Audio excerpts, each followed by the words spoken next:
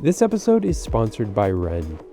The $1.2 trillion Bipartisan Infrastructure Law is the largest investment in America's physical public assets in decades and the biggest commitment ever by the government to fight climate change. It's going to have a major impact throughout the United States, so I wanted to lay out what it does, particularly the measures aimed at cutting emissions, since that's what this series is all about. Some have said they don't think this bill goes far enough on climate, but the incentives offered through these programs are actually quite substantial and cover many sectors of the economy. They'll also expand many city and county-run programs that have succeeded on a local level, enabling them to be implemented on a national scale. And many of these initiatives and technologies will receive more funding than they ever have before anywhere in the world.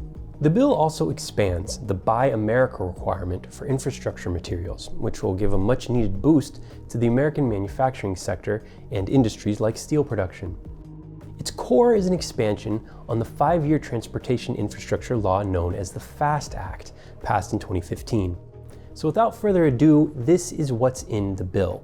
45% of Americans lack access to public transportation, and for every $1 billion spent on transit, 50,000 jobs are created. This bill will provide the largest investment in public transit in American history, improving accessibility and safety for millions of commuters, while reducing transportation sector emissions overall. Almost 40,000 people died in motor vehicle-related incidents in 2019, and unsafe road infrastructure is a major risk factor for these fatalities. In rural communities, up to 40% of roads and 50% of major bridges are considered structurally deficient or inadequate for travel. This bill will repair and rebuild our roads and fund the first ever Safe Streets and Roads program to reduce traffic deaths. This is the most that the federal government has committed to fix and repair and enhance bridges since the interstate highway system itself was created under President Eisenhower.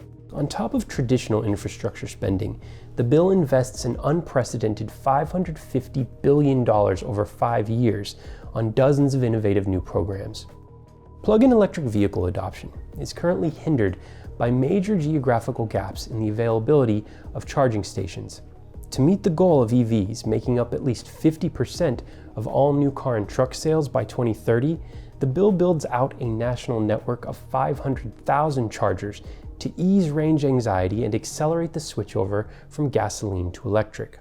The EV revolution has begun here in America, but we lag far behind when it comes to electric buses and ferries. To change that, $500 million will go toward electrifying the nation's school buses, $5 billion for zero-emission public transit buses, and $2.5 billion toward electrifying the many ferries on our extensive waterways. All of these technologies are currently dominated by foreign companies, so given the Buy America requirement, this investment will give American companies a big leg up. To make sure these vehicles are powered by renewably generated electricity instead of fossil fuels, the bill makes the largest investment in the energy grid in American history. One of the factors holding renewables back in the United States is that solar panels and wind turbines tend to be built in rural areas where there is empty land, but these areas usually lack access to the high voltage transmission lines needed to move electricity efficiently over long distances. The bill solves that problem by funding hundreds of substations and thousands of miles of new transmission lines to bring renewably generated electricity to cities across America. This will also lower everyone's energy bills because wind and solar are now the lowest cost sources of electricity in the country.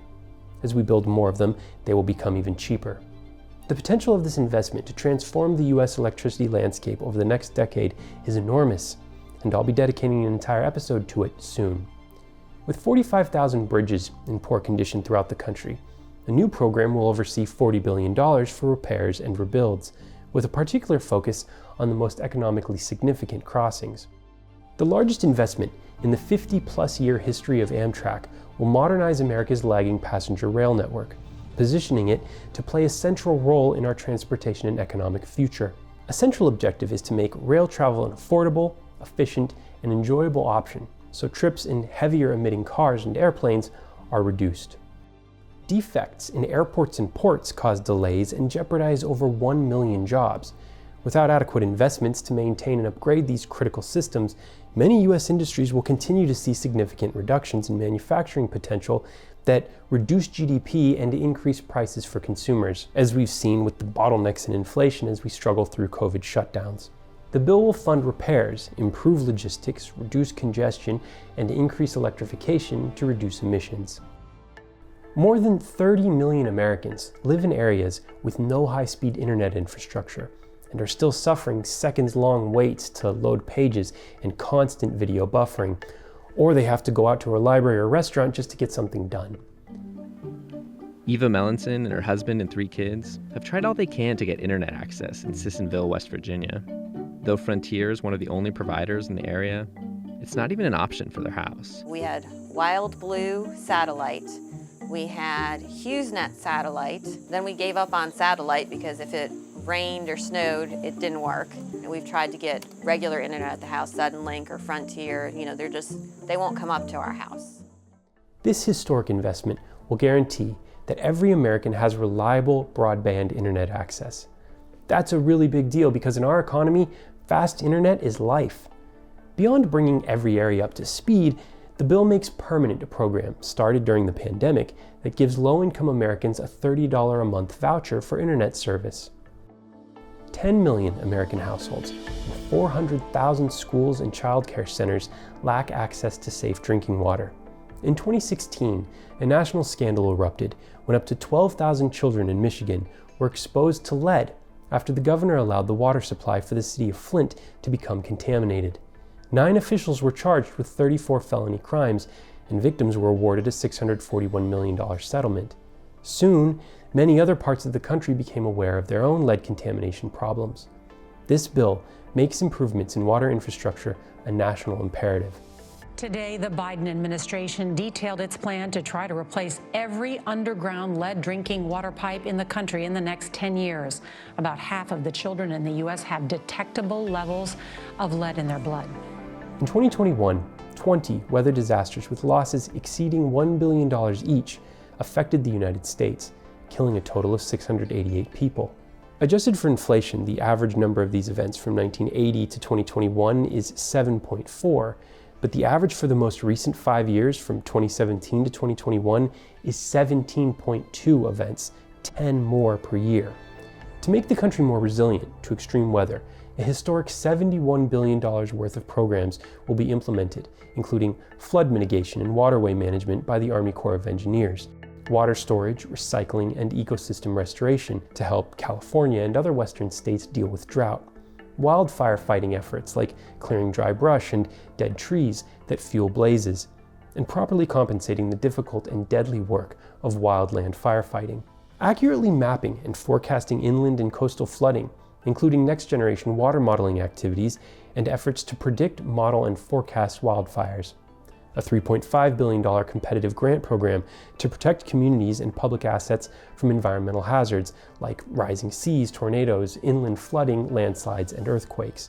Beefing up the Weatherization Assistance Program that helps low-income households afford energy efficiency improvements that save them money and cut emissions. Cybercriminals targeted the government sector in the United States more than any other group in the world last year. Nation-state actors have also shown an increased willingness to use digital attacks to impact important physical infrastructure, like the Colonial Pipeline cyber attack that led to the shutdown of the largest conduit for gasoline in the United States, and the Oldsmar water plant incident in Florida, where cyber actors obtained unauthorized access to the control system's software to increase the concentration of sodium hydroxide in the water supply for a city of 15,000. The bill sends over $1 billion to states and local governments to implement cybersecurity plans and promotes best practices to secure the energy sector. Nuclear power plants accounted for 20% of the electricity generated in America in 2020. But with 21 reactors undergoing decommissioning and only 2 new reactors under construction, in order to prevent further premature retirements, the bill dedicates $6 billion to the safe operation of these carbon-free sources of electricity. Maximizing their lifespan is critical until renewables and utility-scale storage can meet demand. The same principle is true for our existing fleet of hydroelectric dams. The bill invests $700 million to keep them operating safely and efficiently as the energy transition continues. A major source of greenhouse gas emissions in the United States is the methane leaking from thousands of natural gas wells that were abandoned without being properly sealed. So the air right down there is almost enough to light on fire. The bill fully funds a program to find and cap them. To develop the technologies to decarbonize the toughest sectors, the Department of Energy will oversee $21 billion worth of programs, including developing clean hydrogen to minimize heavy trucking and industrial sector emissions, scaling and lowering the cost of carbon and direct air capture, which pulls carbon out of the atmosphere and sequesters it. The basic technology already exists, but it's still far too expensive. And advanced nuclear technology, which promises to be a safer alternative to our current generation of aging reactors. Of the potentially game-changing solutions on the horizon, this is one of the most promising for quickly getting the world to net zero emissions. Reactors would be smaller, able to be scaled quickly, and could produce both the heat necessary for heavy industry and generate the electricity needed for entire cities. And last but not least, these programs will fund the kinds of bold, innovative solutions every region needs to grow in a more dynamic and sustainable way. A program to install lower temperature pavement or tree cover to cool sweltering asphalt that blankets our urban centers. Reducing carbon emissions by encouraging non-motorized users of the road, replacing streetlights with energy-efficient alternatives, and acquiring zero-emission construction equipment. To carry out a variety of infrastructure projects at an 80% funding share, a flexible grant program for counties that's been very popular over the years will be expanded. Formerly known as Tiger and Build, the RAISE program will split money evenly between rural and urban areas. This program alone could fund more than 1,800 projects, costing $10 million each. To reduce dangerous animal traffic collisions and improve habitat connectivity, the bill creates a wildlife crossing pilot program. With smart technologies ready to strengthen mobility or revolutionize transportation, the bill helps counties implement connected vehicle systems, sensor-based infrastructure, drones, and smart grid technologies. With our dependence on batteries set to grow immensely, and current supplies often controlled by foreign rivals like China, the bill builds a robust domestic battery supply chain, including the mining and production of critical minerals, sourcing materials for manufacturing, and even recycling critical elements without any need for new mining. In order to take full advantage of the unique position the Secretary of the Department of Transportation will be in to identify and evaluate needs and opportunities throughout the nation's transportation system, the bill creates a competitive grant program to fund impactful mega projects, with half costing $500 million or more and half between $100 and $500 million. This works out to around 2 to 3 dozen pieces of world-class transportation infrastructure that will be built in the next 5 years that would otherwise not have been possible. So, did you get all that? I know, it's a lot. As Alice Hill, who directed climate risk planning in the Obama White House, told the New York Times, this greatly exceeds anything we were able to get done under the Obama administration. We've made enormous progress. And here's how climate journalist Dave Roberts described the bill to the guys at Crooked Media. That this would be transformative. It's an enormous amount of money. I mean, Obama's stimulus had $90 billion for clean energy and sparked market revolutions in those markets, in solar and wind and batteries, that have brought the cost down by many, many multiples since then. And this is 6 times that. So it's going to be huge. If you want to dig a lot deeper on your own, consider supporting this Climate Change Solutions show with a membership to TDC Video to unlock bonus content like extra long episodes, or for this video, my research links, organizing the most helpful links into a tidy document. So check them out if you want to learn more. And speaking of services that'll save you time and stress, check out REN. REN is a website where you can calculate your carbon footprint, then offset it by funding a diverse mix of carbon reduction projects. It couldn't be more straightforward. Every project on REN has a monitoring plan, using tools like satellite imagery or measuring tree trunks so you can trust that they're making you carbon neutral.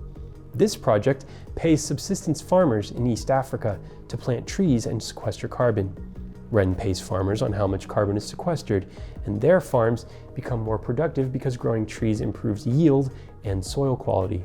Offset your carbon footprint on REN through the link in the description. The first 100 people who sign up will have 10 extra trees planted in their name. For a few dollars a month, you're offsetting your emissions and supporting your fellow man. Win-win, just like the Bipartisan Infrastructure Bill. Until next time, I'm Bryce Plank. Thanks for watching.